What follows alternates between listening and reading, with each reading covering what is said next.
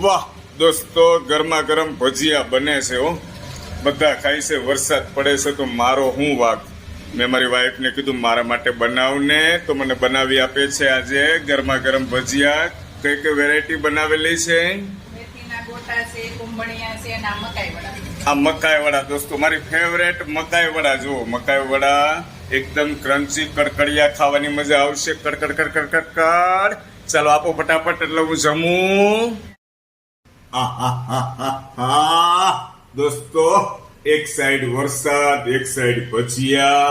વાહ ભાઈ વાહ. સાથે બનાવી છે સરસ મજાની ફ્રેન્કી. ઘરે બનાવી છે ફ્રેન્કી, રેડીમેડ નથી દોસ્તો.